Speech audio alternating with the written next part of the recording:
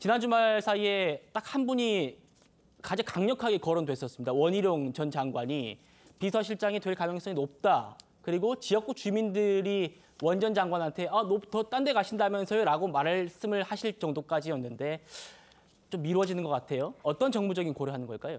일단 이렇게 뭐 비서실장이라든가 국무총리 인사를 가지고는 기존에 가지고 있던 그룹 중에서 몇몇을 이렇게 하마평에 오르게 한 다음에 여론의 향방을 보는 경우들이 많아요. 예. 근데 원희룡 장관 같은 경우에는 대통령하고 일정히 뭐 친하다고 하는 그룹 중에서는 가장 경무 감각이 그래도 있다고 할 수가 있고, 그다음에 대통령과 기탄 없이 얘기를 할 수 있는 그런 관계에 있거든요. 비서실장은 총리랑은 달리 그 용산 대통령실 이전한 뒤로는 대통령 집무실과 비서실장실이 정말 사무실 몇 개만 건너면 있는 가까운 거리에 있고 수시로 소통할 수 있단 말이에요. 그러면은 적어도 대통령하고 싸울 사람은 아니어야 되잖아요. 잘 알고 친한 사람이어야 되는 거잖아요. 친한 사람들 중에서 그래도 정무 감각이 있고 균형을 잡아줄 사람이 원희룡 전 장관이라고 생각을 했던 것 같아요. 근데 주말 사이에 어떤 여론을 보니까는 여론의 흐름이 그렇게 긍정적이지는 않다고 생각을 하고 더 찾아본다. 지금은 이렇게 얘기를 하고 있는 것 같은데 네. 그래도 아직까지는 가능성이 원희룡 전 장관이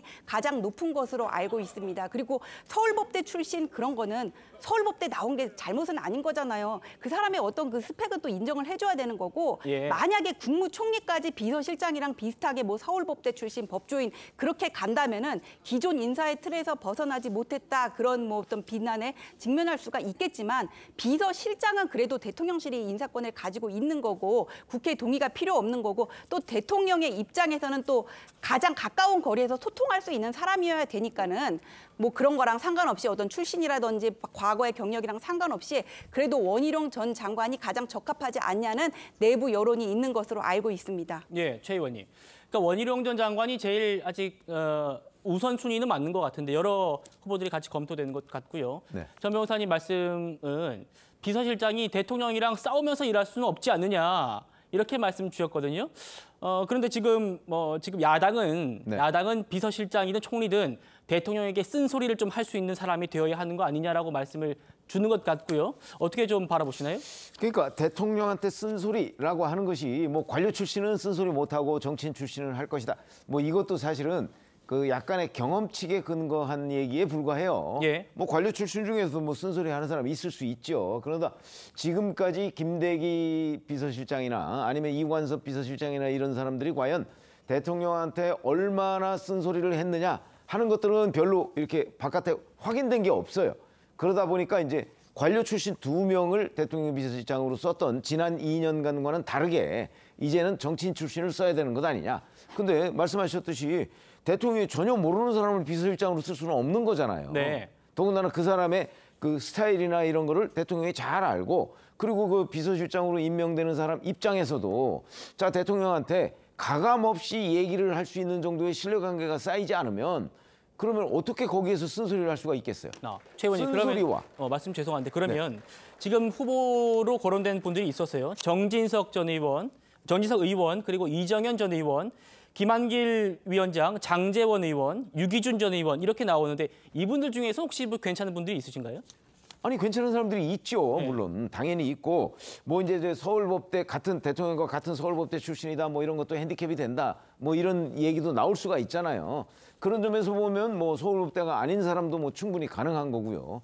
다만 이제 그 대통령이 또 하나 판단해야 될 기준은 과연 일반 국민들의 눈높이로 볼 때 대통령이 국민의 뜻을 겸허히 수렴한다고 했는데 겸허히 수렴한 사람이 결국 이 사람이냐 하는 부분에 있어서 비난의 강도가, 국민들의 비판 강도가 아주 높아지면 그런 사람들은 배제해야 되지 않겠습니까?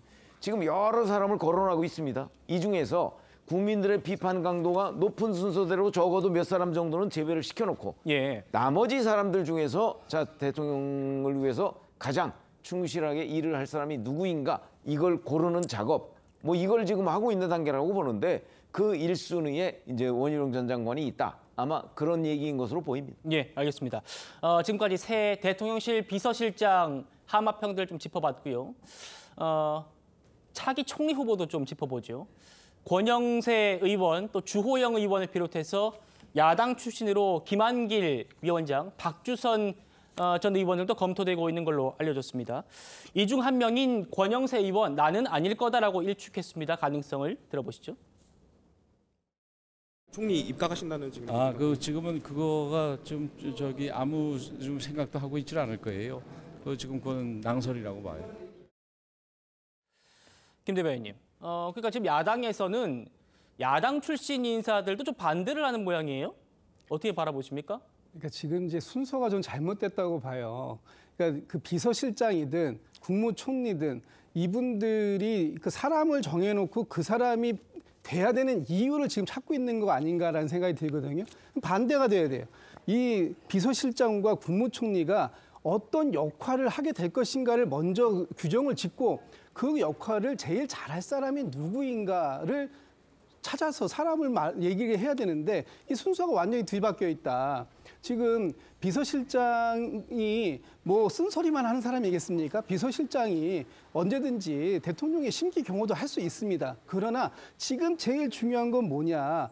대통령이 그동안 너무 소통이 안 됐다. 이런 부분들을 좀 변화하게 만들어달라는 게 총선 민심이라고 본다면 네. 이런 민심을 가장 잘 전달할 사람이 누구냐 하는 놓고 본다면 사람을 찾는 거는 그렇게 어려운 문제는 아닐 거라고 보이거든요. 그래서 지금 뭐 권영세의 이번에 장관을 하셨던 뭐 의원이나 다른 분들이 많이 거명이 됩니다만 일단 야당 이번 그 국회의 국무총리의 역할을 단순하게 내각을 통할하는 입장만 가져갈 건지 아니면 그 거대 야당과의 대화도 원만하게 이루어갈 수 있는 사람이 필요한 건지 이런 목표를 정확하게 얘기하고 야당하고 한번 논의를 갖다가 허심탄회하게 하는 자리가 필요하다. 그래서 대통령께서 야당 대표들과의 그 소통의 자리가 반드시 필요하다. 저는 이렇게 생각합니다. 네, 알겠습니다. 일단 민주당 이재명 대표 목소리 듣고 좀 얘기해보죠. 이재명 대표 얘기입니다. 하마평에 오르고 있는 분들의 면면을 보면 대통령께서 과연 총선 민의를 수용할 생각을 가지고 계신지 상당히 우려됩니다. 국민의 뜻을 무시하고 국민과 맞서면 어떤 결과가 빚어지는지 이미 확인하셨을 것으로 생각이 됩니다.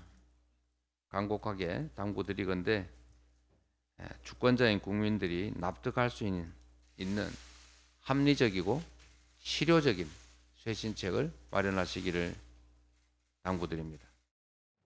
최 교수님, 사실 지금 후보자가 발표가 된 것도 아닙니다. 하마평이고 언론에서 어떻게 이런 부분 어떻습니까? 저런 부분 어떻습니까? 이렇게 좀 던져보는 수준인 것 같은데 민주당이 굉장히 이렇게 반응하는 걸 보면 어쨌든 이번 차기 총리, 차기 비서실장 인사권을 민주당이 사실상 행사하겠다라는 그런 결과론적으로 그렇게 들리기도 하거든요. 어떻게 이재명 대표 얘기 들으셨습니까? 저는 관점에 따라 다른데 일단 그렇게 보지 말고 일단 총리를 전 파격이라는 게 있잖아요. 파격. 지금 나오는 문법은요. 지금 국민의힘이 또 패배하는 길로 가는 문법 같아요. 제가 볼 때. 그렇게 저놓고도 말이죠. 지금 얘기하는 게 과거와 똑같아요. 몇 명 띄워보고 여론의 반응 보고 이렇게 하는 거 아닙니까? 지금 앵커 말씀처럼. 이렇게 가서는 안 된다고 생각해요. 국무총리는 국회 임명 동의가 필요하지 않습니까? 장관이나 비서실장은 뭐 전혀 청문회가 없는 것이고 장관 같은 경우도 인사청문회에서 부적격 나와도 대통령이 임명하면 돼요. 근데 국무총리 국회 임명 동의가 반드시 필요합니다. 근데 지금 이렇게 가서 지금 나오는 인물들에서 지금 야당에서는 이재명 대표도 그렇고 지금 방금 말씀 들어보셨잖아요. 안 된다는 거 아닙니까? 임명 동의 안 해주겠다는 얘기예요. 현실이잖아요, 정치는. 그럼 지금 이 상황에서 저 같으면 이렇게 했으면 좋겠어요. 뭐 전혀 이게 뭐 1%도 맥히지 않으려고 알면서 제가 드리는 말씀인데 야당 이재명 대표를 만나가지고 이재명 대표를 만나서 물밑 접촉하지 말고 공개적으로 국무총리를 당시 한번 제안해 보시오. 추천 한번 해보시오. 사실상 국무총리 추천권을 야당에다가 주는 방안이 어떠냐라는 말씀이죠. 그걸 뭐 추천권에서 그대로 하겠다는 건 아니에요. 예. 추천을 받아보고 우리가 생각해 보겠습니다라고 하면서 그럼 얘기가 나올 거 아닙니까? 그럼 그때부터 협치와 소통의 물꼬가 트이기 시작하는 겁니다. 그리고 난 다음에 더 나아간다면 뭐 그거야말로 생각할 수 없는 건데 헌법에 지금 국무총리가 강력을 제청할 수 있는 제청권이 부여되어 있는데 그걸 거의 사용 안 하잖아요. 그 이른바 책임총리론 아닙니까?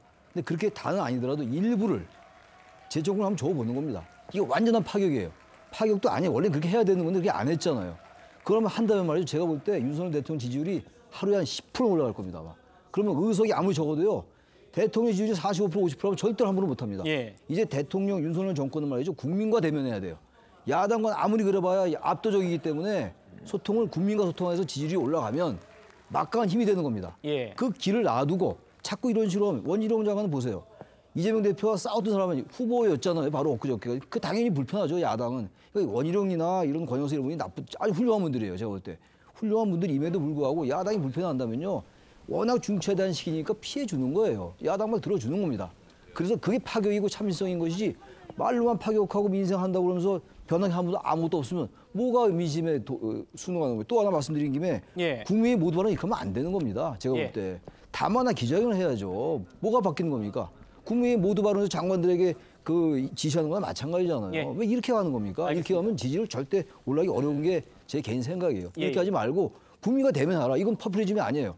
대통령이 국민과 담화하고 소통해야지 지지율이 올라간다면 야당이 저는 함부로 못한다고 생각합니다. 그런데 알겠습니다. 반대면 반대 경우가 생길 수 있다는 거예요. 예, 전 주제를 또 끌어와서 말씀 주셨기 때문에 여기까지 좀 듣고요. 최 의원님, 네. 그러니까 지금 최 교수님께서는 민주당의 어떤 총리 추천권이나 실질적인 권한을 다 넘겨줘 봐라. 물론 이제 교수님께서는 실현 가능성이 낮다라는 전제는 주셨습니다만 어떻게 들리셨습니까? 그랬을 때 민주당이 과연 그런 추천권을 행사할 수 있을 것인가 하는 부분도 의문이 들고요. 자, 윤석열 대통령이 추천하는 그런 사람을 민주당이 대부분 반대할 텐데 그럼 민주당이 추천하는 건 윤석열 대통령이 무조건 받아야 된다. 뭐 그런 것도 사실 성립하지 않아요. 그러니까 가장 좋은 거는 서로 뭐 물밑 접촉을 하든 뭘 하든 좀 그 소통을 통해서 그 국회에서 통과될 만한 그런 후보를 선정하는 게 좋겠죠. 대통령 비서실장과 총리 후보라는 건 완전히 다른 겁니다. 예. 왜냐하면 국회에서 표결을 해서 만약에 이 사람 안 되겠다 그러면 임명 못하는 거 아닙니까? 그렇기 때문에 그런 여러 가지 물밑 접촉 같은 거 현재 그런 분위기는 아닙니다. 그래서 이제 결국은 대통령실에서 그 야당의 반대가 그렇게 심각하지 않을 만한 그런 정도의 총리 후보를 선정해서 국회에다 설명하고 청문회 거쳐서 국회에서 표결을 거치는 수밖에 없죠. 그런데 지금 현재의 민주당 그 어떤 흐름, 분위기 이런 걸 보면 의외로 이 총리 공백 상태가 장기화할 가능성도 저는 없지는 않다. 이렇게 봅니다. 예.